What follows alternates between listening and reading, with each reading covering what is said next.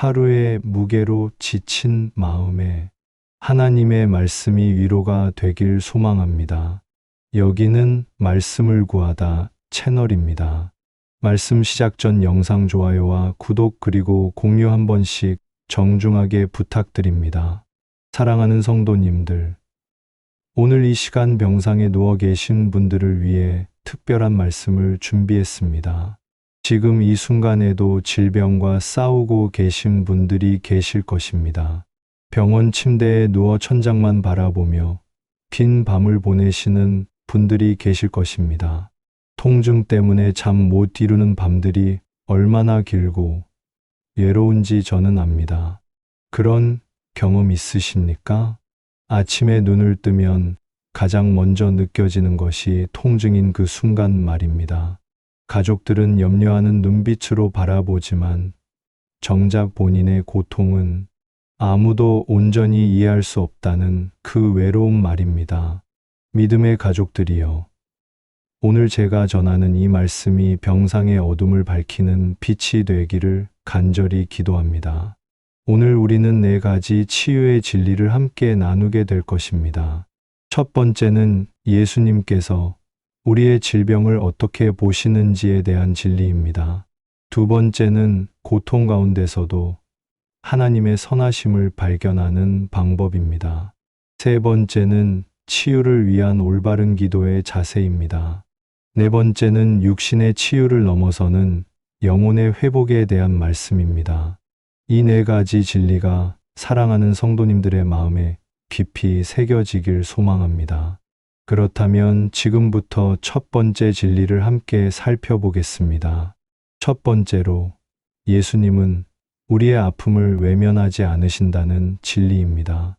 많은 분들이 질병 가운데 이런 생각을 하십니다.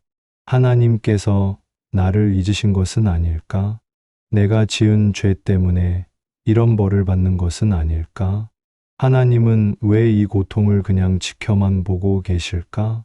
사랑하는 성도님들, 이것은 사탄이 우리에게 심어주는 거짓된 생각입니다.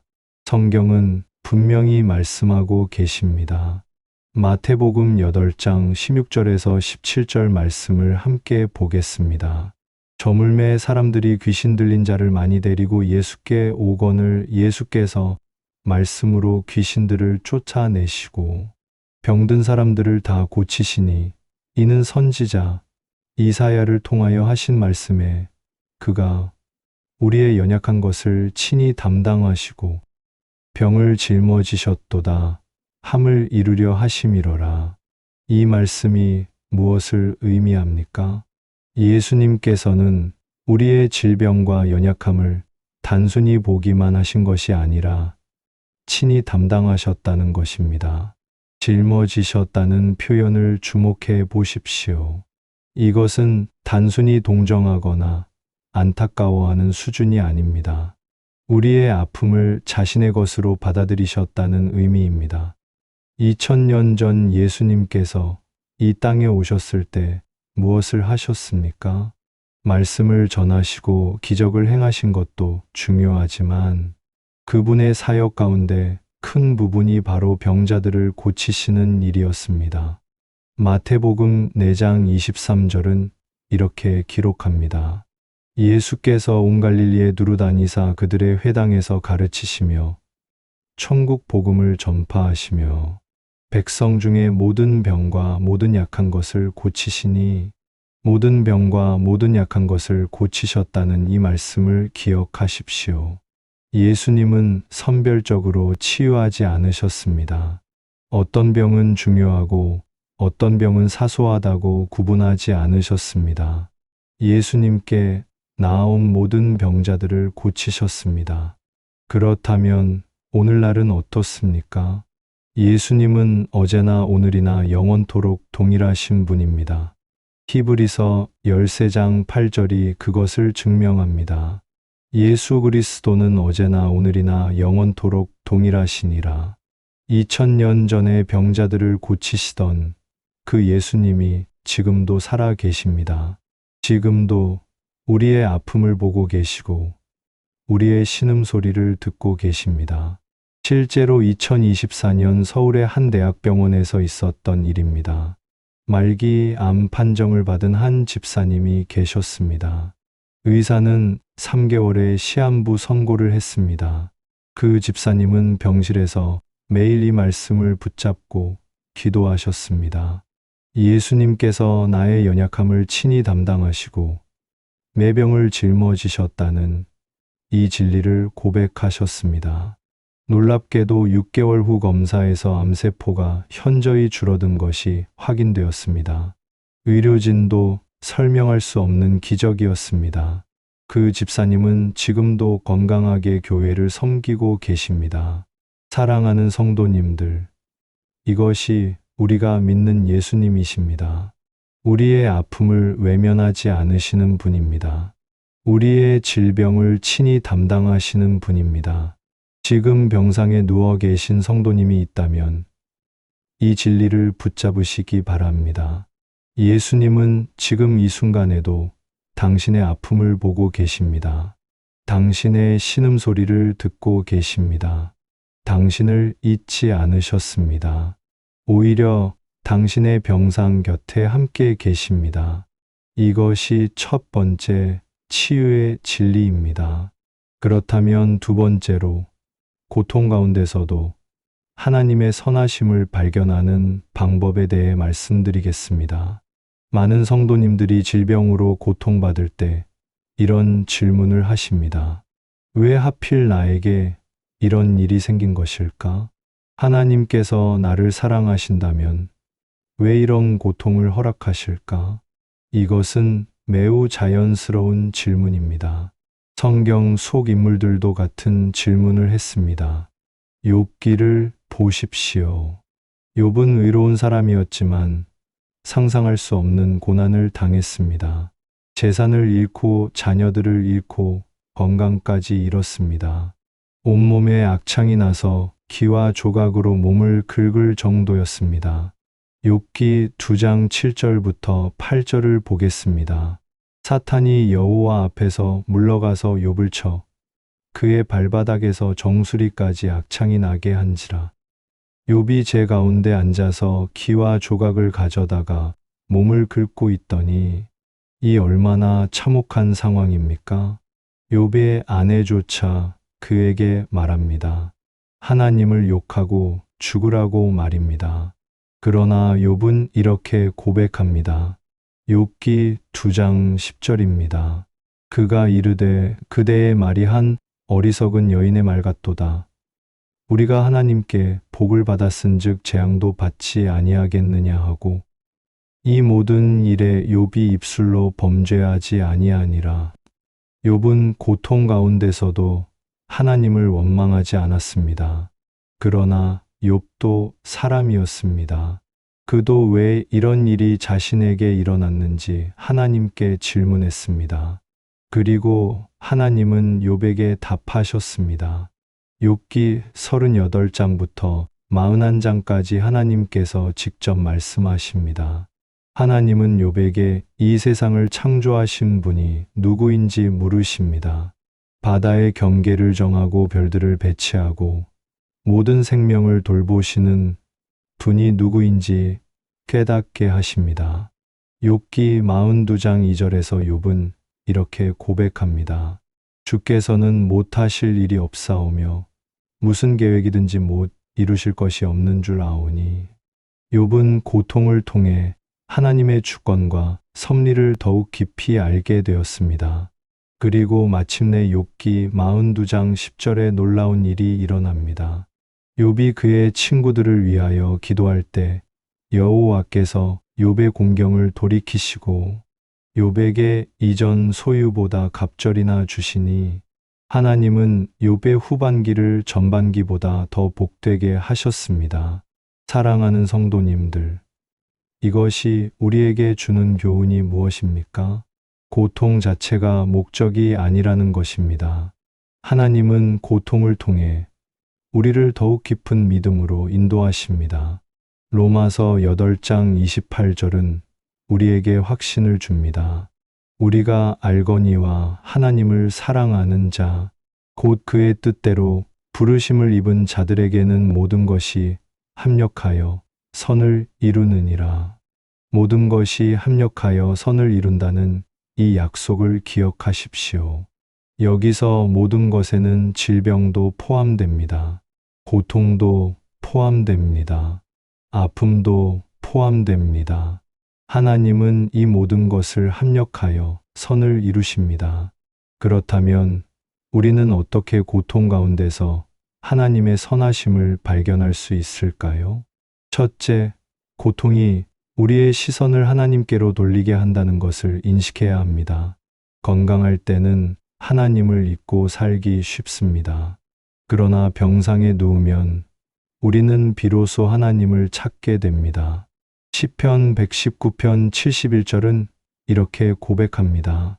고난당한 것이 내게 유익이라 이로 말미암아 내가 주의 율례들을 배우게 되었나이다.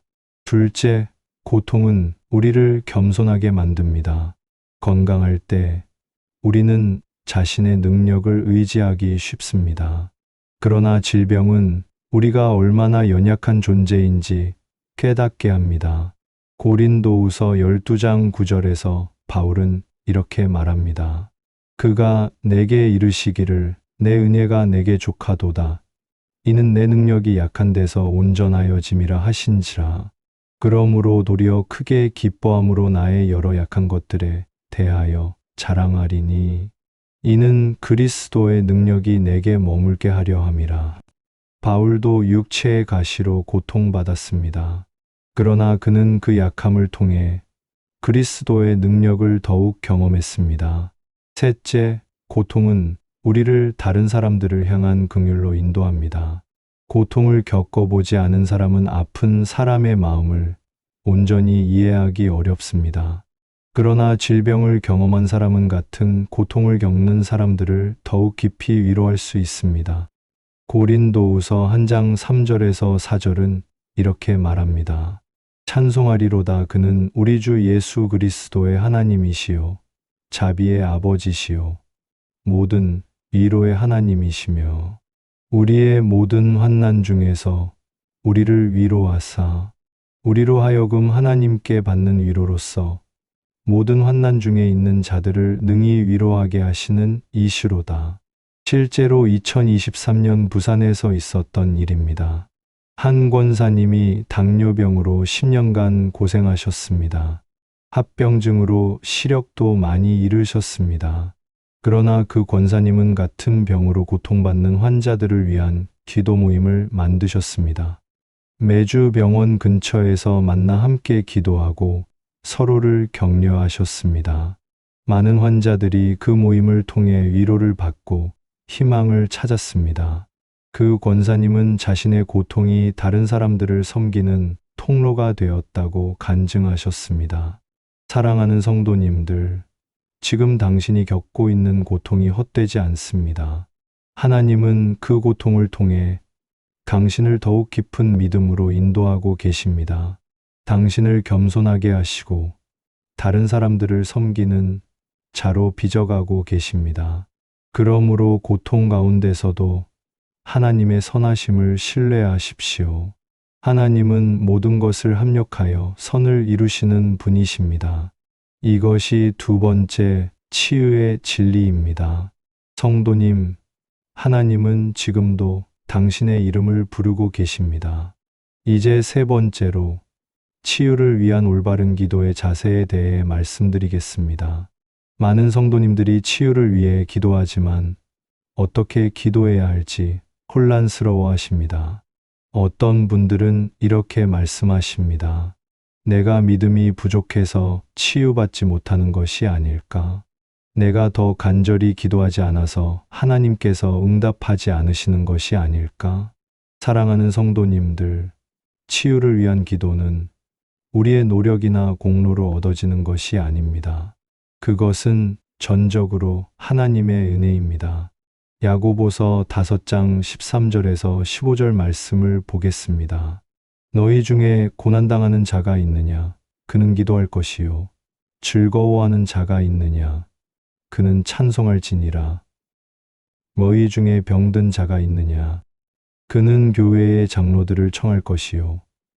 그들은 주의 이름으로 기름을 바르며 그를 위하여 기도할지니라. 믿음의 기도는 병든 자를 구원하리니 주께서 그를 일으키시리라. 혹시 죄를 범하였을지라도 사하심을 받으리라. 이 말씀은 치유를 위한 기도에 대해 중요한 지침을 주고 있습니다. 첫째, 고난당할 때 기도하라고 말씀합니다. 기도는 선택사항이 아니라 필수입니다. 병든 자는 교회의 장로들을 청하여 함께 기도해야 합니다. 혼자만의 기도가 아니라 믿음의 공동체와 함께하는 기도가 중요합니다. 둘째, 믿음의 기도가 병든 자를 구원한다고 말씀합니다. 여기서 믿음이란 무엇입니까? 우리 자신의 믿음의 크기가 아닙니다. 하나님의 신실하심에 대한 확신입니다. 마태복음 17장 20절에서 예수님은 이렇게 말씀하십니다. 예수께서 이르시되 너희 믿음이 작은 까닭이니라. 진실로 너희에게 이르노니 만일 너희에게 믿음이 겨자씨 한 알만큼만 있어도 이 산을 명하여 여기서 저기로 옮겨지라 하면 옮겨질 것이요 또 너희가 못할 것이 없으리라. 겨자씨만한 믿음이면 충분하다고 하셨습니다. 중요한 것은 믿음의 크기가 아니라 믿음의 대상입니다. 우리는 전능하신 하나님을 믿습니다. 불가능이 없으신 하나님을 믿습니다. 그분께 나아가는 것으로 충분합니다. 셋째, 죄의 고백과 용서가 치유와 연결되어 있음을 보여줍니다. 야고보서 5장 16절은 계속해서 말합니다. 그러므로 너희 죄를 서로 고백하며 병이 낫기를 위하여 서로 기도하라.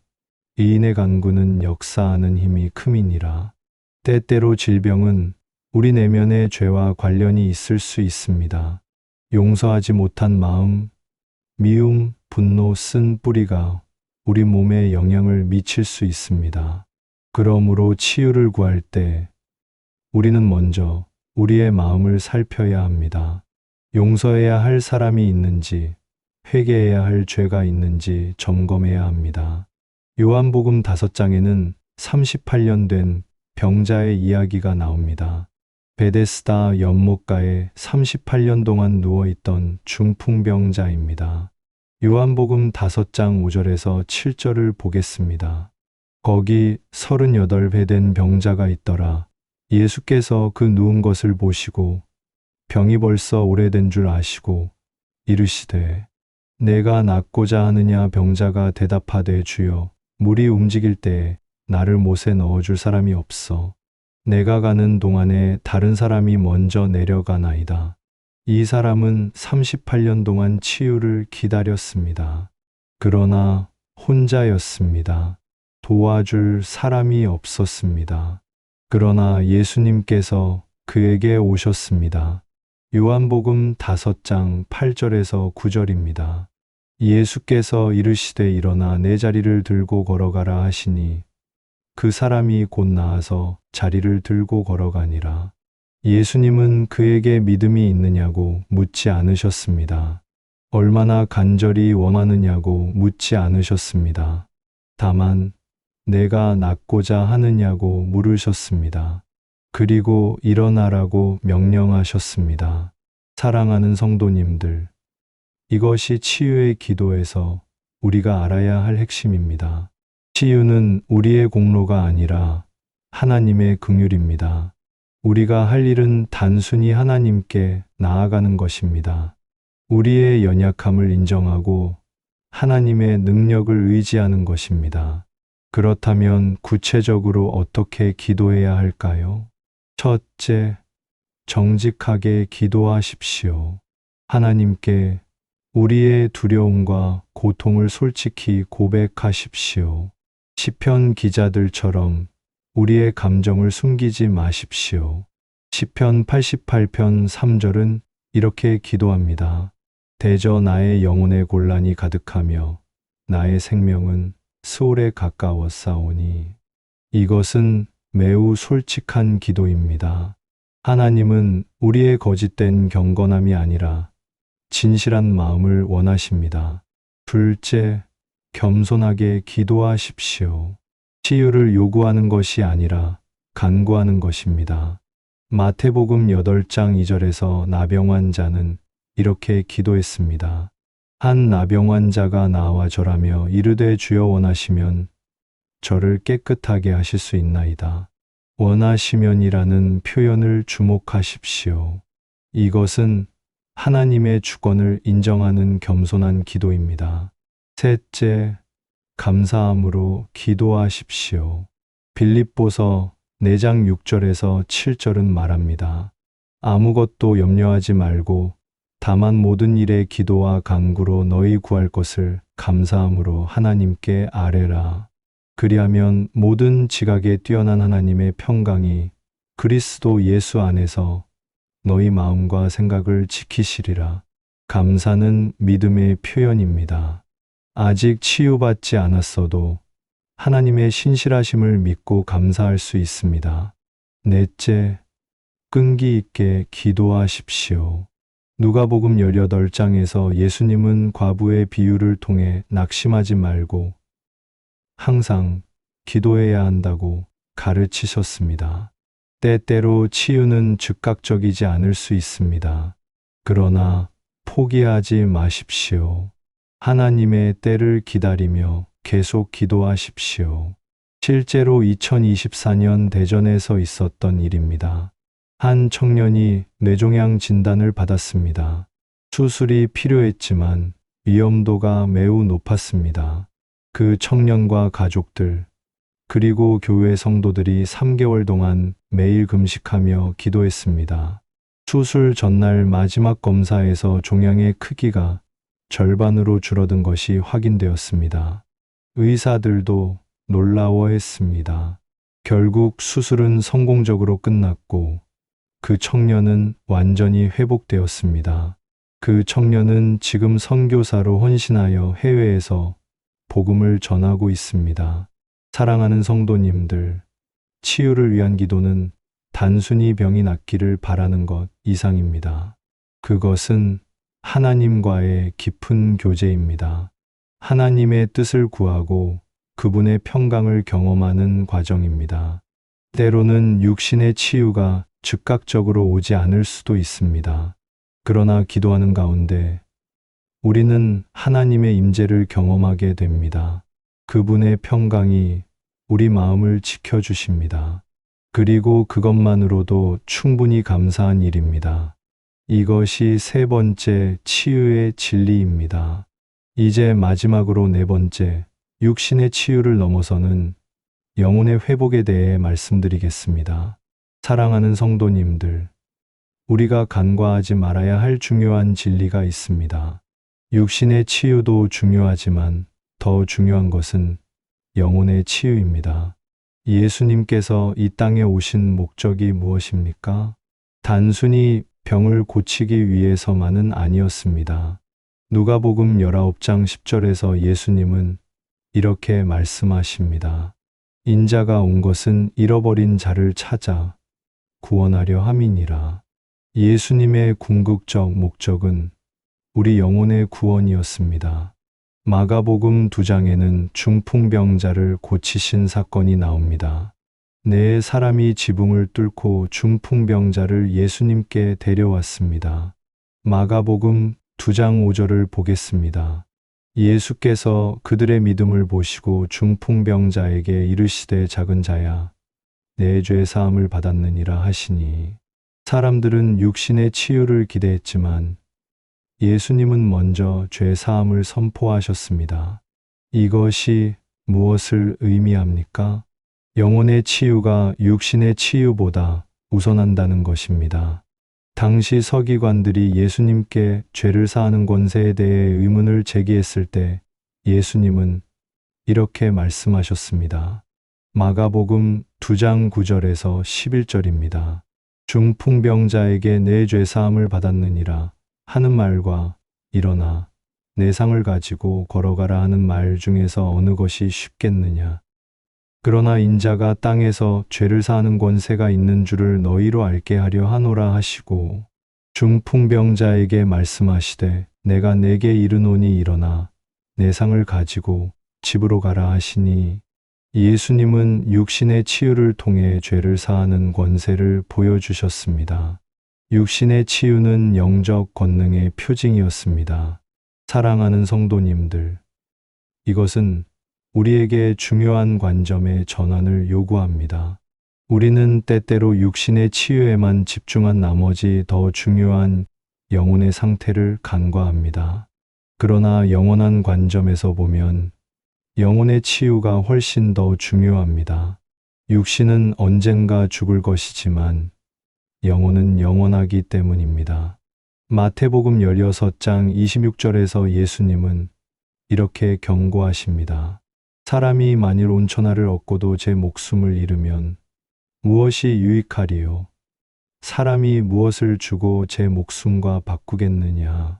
온천하를 얻는다 해도 영혼을 잃으면 아무 소용이 없습니다. 마찬가지로 육신의 건강을 회복한다 해도 영혼이 병들어 있다면 진정한 치유가 아닙니다. 그렇다면 영혼의 치유란 무엇입니까? 첫째, 죄로부터의 용서와 자유입니다. 요한일서 1장 9절은 이렇게 약속합니다. 만일 우리가 우리 죄를 자백하면 그는 미쁘시고 의로우사 우리 죄를 사하시며 우리를 모든 불의에서 깨끗하게 하실 것이요. 죄의 짐을 내려놓고 하나님의 용서를 경험하는 것이 영혼의 치유입니다. 둘째, 하나님과의 관계 회복입니다.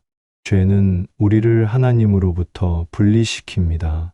그러나 예수 그리스도를 통해 우리는 다시 하나님께 나아갈 수 있습니다.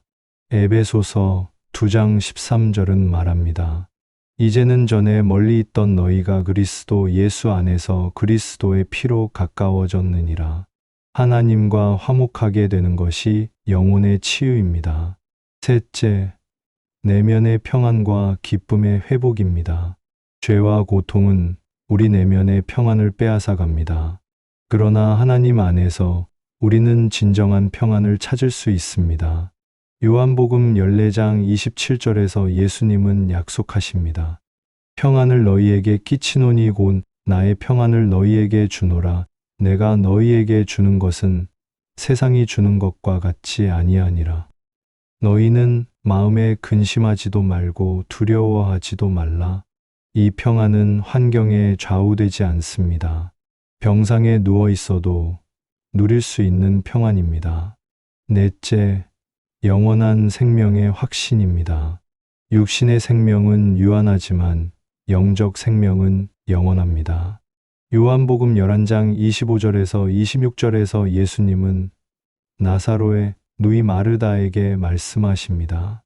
예수께서 이르시되 나는 부활이요 생명이니 나를 믿는 자는 죽어도 살겠고 무릇 살아서 나를 믿는 자는 영원히 죽지 아니하리니 이것을 내가 믿느냐. 이것이 우리의 궁극적 소망입니다. 육신은 죽어도 영혼은 영원히 살 것입니다. 사랑하는 성도님들, 이것이 왜 중요합니까? 때때로 하나님은 육신의 치유를 즉각적으로 주시지 않을 수 있습니다. 우리가 이해할 수 없는 이유로 고통이 계속될 수 있습니다. 그러나 그 가운데서도 우리는 영혼의 치유를 경험할 수 있습니다. 사도 바울이 그 좋은 예입니다. 고린도후서 12장에서 바울은 자신의 육체의 가시에 대해 말합니다. 3번이나 하나님께 그것을 제거해 달라고 기도했지만 하나님은 응답하지 않으셨습니다. 대신 하나님은 이렇게 말씀하셨습니다. 고린도후서 12장 9절입니다. 그가 내게 이르시기를 내 은혜가 내게 족하도다. 이는 내 능력이 약한 데서 온전하여짐이라 하신지라. 바울은 육신의 치유를 받지 못했지만 더 깊은 영적 진리를 깨달았습니다. 하나님의 은혜가 충분하다는 것을 알았습니다. 그래서 그는 고백합니다. 그러므로 도리어 크게 기뻐함으로 나의 여러 약한 것들에 대하여 자랑하리니 이는 그리스도의 능력이 내게 머물게 하려 함이라. 바울은 자신의 연약함을 통해 그리스도의 능력을 더욱 경험했습니다. 이것이 영혼의 치유입니다. 2023년 서울 한 요양병원에서 있었던 실제 이야기를 들려드리겠습니다. 말기 암 환자인 한 집사님이 계셨습니다. 의사는 몇 주밖에 남지 않았다고 했습니다. 그 집사님은 처음에는 하나님께 육신의 치유를 간절히 구했습니다. 왜 자신에게 이런 일이 생겼는지 원망도 했습니다.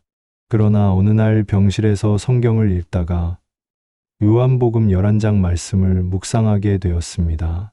나는 부활이요 생명이니 나를 믿는 자는 죽어도 살겠고. 그 순간 집사님의 관점이 완전히 바뀌었습니다. 육신의 죽음이 끝이 아니라는 것을 깨달았습니다. 예수님을 믿는 자는 영원히 사는 것입니다. 그날부터 집사님은 병실을 방문하는 모든 사람들에게 복음을 전했습니다. 간호사들에게, 다른 환자들에게, 방문객들에게 예수님을 증거했습니다. 집사님의 얼굴에는 평안과 기쁨이 가득했습니다. 고통 가운데서도 찬양했습니다. 많은 사람들이 그 집사님을 통해 은혜를 받았습니다. 심지어 몇몇 간호사들이 그 집사님을 통해 예수님을 영접했습니다. 집사님은 3개월 후 평안히 하나님 품으로 가셨습니다. 장례식장에는 집사님을 통해 은혜 받은 수많은 사람들이 모였습니다. 그들은 한결같이 말했습니다. 집사님은 육신의 치유는 받지 못했지만 가장 아름다운 영혼의 승리를 보여주셨다고. 사랑하는 성도님들, 이것이 우리가 추구해야 할 궁극적 치유입니다. 육신의 치유를 구하는 것은 잘못이 아닙니다. 하나님께 우리의 필요를 아뢰는 것은 당연합니다. 그러나 우리는 그보다 더 중요한 것을 잊지 말아야 합니다. 영혼의 치유, 하나님과의 관계 회복, 영원한 생명의 소망입니다. 베드로전서 2장 24절은 이렇게 말합니다. 그가 친히 나무에 달려 그 몸으로 우리 죄를 담당하셨으니 이는 우리로 죄에 대하여 죽고 의에 대하여 살게 하려 하심이라. 그가 채찍에 맞음으로 너희는 나음을 얻었나니. 예수님께서 십자가에서 담당하신 것은 우리의 죄입니다. 그분의 채찍에 맞음으로 우리가 나음을 얻었다는 것은 단순히 육신의 치유만을 의미하지 않습니다. 죄로부터의 치유, 영혼의 회복을 의미합니다. 이사야 53장 5절도 같은 진리를 말합니다. 그가 찔림은 우리의 허물 때문이요. 그가 상함은 우리의 죄악 때문이라. 그가 징계를 받음으로 우리는 평화를 누리고 그가 채찍에 맞음으로 우리는 나음을 얻었도다. 우리의 허물과 죄악 때문에 예수님이 고난받으셨습니다. 그 결과 우리는 평화를 누리고 나음을 얻었습니다. 이것은 영적 치유를 말하는 것입니다. 그렇다면 우리는 어떻게 이 영혼의 치유를 경험할 수 있을까요? 첫째, 예수 그리스도를 믿음으로 영접해야 합니다. 요한복음 1장 12절은 말합니다. 영접하는 자 곧 그 이름을 믿는 자들에게는 하나님의 자녀가 되는 권세를 주셨으니. 예수님을 믿고 영접하는 것이 시작입니다. 둘째, 매일 말씀으로 영혼을 양육해야 합니다. 베드로전서 2장 2절에서 3절은 권면합니다. 갓난아기들 같이 순전하고 신령한 젖을 사모하라. 이는 그로 말미암아 너희로 구원에 이르도록 자라게 하려 함이라. 너희가 주의 인자하심을 맛보았으면 그리하라. 말씀은 우리 영혼의 양식입니다. 병상에서도 말씀을 묵상하십시오. 셋째, 기도로 하나님과 교제해야 합니다. 빌립보서 4장 6절에서 7절입니다. 아무것도 염려하지 말고 다만 모든 일에 기도와 간구로 너희 구할 것을 감사함으로 하나님께 아뢰라. 그리하면 모든 지각에 뛰어난 하나님의 평강이 그리스도 예수 안에서 너희 마음과 생각을 지키시리라. 기도는 하나님과의 대화입니다. 기도 가운데 하나님의 평강을 경험하십시오. 넷째, 믿음의 공동체와 함께해야 합니다. 히브리서 10장 25절은 말합니다. 모이기를 패하는 어떤 사람들의 습관과 같이 하지 말고 오직 권하여 그날이 가까움을 볼수록 더욱 그리하자. 비록 병상에 누워 있어도 가능한 방법으로 교회와 연결되어 있으십시오. 온라인 예배, 전화 신방, 기도 요청 등을 통해 믿음의 가족들과 교제하십시오. 사랑하는 성도님들, 지금 이 말씀을 듣고 계신 분들 가운데 병상에 누워 계신 분들이 계실 것입니다. 육신은 고통스럽지만 영혼은 건강할 수 있습니다. 오히려 육신의 연약함이 영적 강건함의 기회가 될 수 있습니다. 하나님께서는 우리의 연약함을 통해 당신의 능력을 나타내시기를 원하십니다. 고린도후서 4장 16절에서 18절을 보겠습니다. 그러므로 우리가 낙심하지 아니하노니 우리의 겉사람은 낡아지나 우리의 속사람은 날로 새로워지도다. 우리가 잠시 받는 환난에 경한 것이 지극히 크고 영원한 영광에 중한 것을 우리에게 이루게 함이니 우리가 주목하는 것은 보이는 것이 아니요 보이지 않는 것이니 보이는 것은 잠깐이요 보이지 않는 것은 영원함이라. 겉사람 즉 육신은 낡아지지만 속사람 즉 영혼은 날로 새로워질 수 있습니다. 이것이 우리의 소망입니다. 잠시 받는 환난은 지극히 크고 영원한 영광을 이루게 합니다. 우리가 주목할 것은 보이는 것이 아니라 보이지 않는 것입니다. 보이는 것 즉 육신의 질병은 잠깐이지만 보이지 않는 것 즉 영적 실제는 영원합니다. 로마서 8장 18절도 같은 관점을 제시합니다. 생각하건대 현재의 고난은 장차 우리에게 나타날 영광과 비교할 수 없도다. 현재의 고난이 아무리 크다 해도 장차 나타날 영광과는 비교할 수 없습니다. 이것을 믿으십시오. 지금의 아픔이 헛되지 않습니다. 하나님은 모든 것을 합력하여 선을 이루십니다. 육신의 치유를 받든 받지 못하든 우리는 영혼의 치유를 경험할 수 있습니다. 하나님과의 관계가 회복되고 내면의 평안을 누리며 영원한 생명의 확신을 가질 수 있습니다. 이것이 진정한 치유입니다. 이것이 네 번째이자 마지막 치유의 진리입니다. 사랑하는 성도님들, 오늘 우리는 병상에서 듣는 치유의 말씀이라는 주제로 4가지 중요한 진리를 함께 나누었습니다. 잠시 정리해 보겠습니다. 첫 번째로 우리가 나눈 것은 예수님께서 우리의 아픔을 외면하지 않으신다는 진리였습니다. 예수님은 우리의 질병을 친히 담당하시고 짊어지신 분이십니다. 2000년 전에도 지금도 동일하게 병자들을 긍휼히 여기시는 분이십니다. 지금 이 순간에도 당신의 병상 곁에 함께 계십니다. 두 번째로 우리가 배운 것은 고통 가운데서도 하나님의 선하심을 발견할 수 있다는 것이었습니다. 욥의 이야기를 통해 우리는 고난이 헛되지 않음을 보았습니다. 고통은 우리를 더욱 깊은 믿음으로 인도하고 겸손하게 만들며 다른 사람들을 섬기는 자로 빚어갑니다. 하나님은 모든 것을 합력하여 선을 이루시는 분이십니다. 세 번째로 우리가 살펴본 것은 치유를 위한 올바른 기도의 자세였습니다. 정직하게 겸손하게 감사함으로 끈기 있게 기도해야 합니다. 치유는 우리의 공로가 아니라 하나님의 은혜입니다. 믿음의 기도는 역사하는 힘이 큽니다. 네 번째로 우리가 강조한 것은 육신의 치유를 넘어서는 영혼의 회복이었습니다. 육신은 잠깐이지만 영혼은 영원합니다. 예수 그리스도 안에서 우리는 죄사함과 하나님과의 화목과 내면의 평안과 영원한 생명을 얻습니다. 이것이 궁극적인 치유입니다. 사랑하는 성도님들, 지금 병상에 누워 계신 분이 있다면 이 말씀을 기억하십시오. 당신은 혼자가 아닙니다. 예수님께서 함께 계십니다. 당신의 아픔을 아시고 당신의 눈물을 보고 계십니다.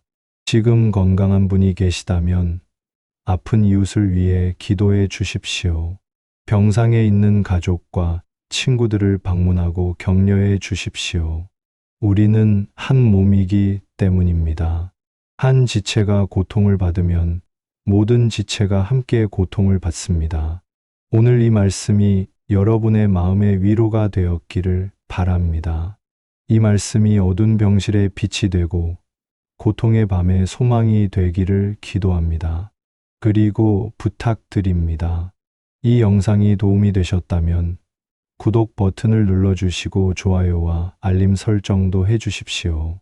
더 많은 분들이 이 치유의 말씀을 들을 수 있도록 공유도 부탁드립니다.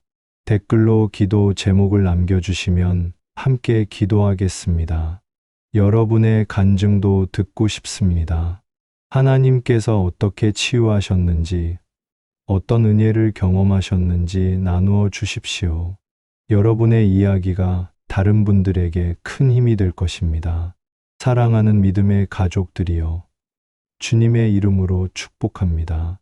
여호와는 내게 복을 주시고 너를 지키시기를 원하며 여호와는 그의 얼굴을 내게 비추사 은혜 베푸시기를 원하며 여호와는 그 얼굴을 내게로 향하여 드사 평강 주시기를 원하노라. 민수기 6장 24절에서 26절의 말씀대로 하나님의 복이 여러분과 여러분의 가정에 임하기를 축원합니다. 병상에서도 주님의 평강이 함께 하시고 고통 가운데서도 소망이 넘치기를 기도합니다. 육신의 치유와 영혼의 회복이 동시에 임하기를 간절히 소망합니다. 주님께서 여러분을 일으켜 세우시고 강건하게 하실 것입니다. 믿음을 잃지 마십시오. 소망을 놓지 마십시오. 사랑 안에 거하십시오. 하나님은 신실하신 분이십니다. 약속을 지키시는 분이십니다. 여러분을 결코 버리지 않으시고 떠나지 않으실 것입니다. 다음 영상에서 다시 만나 뵙겠습니다. 그때까지 주님의 은혜와 평강이 여러분과 함께 하시기를 기도합니다. 샬롬.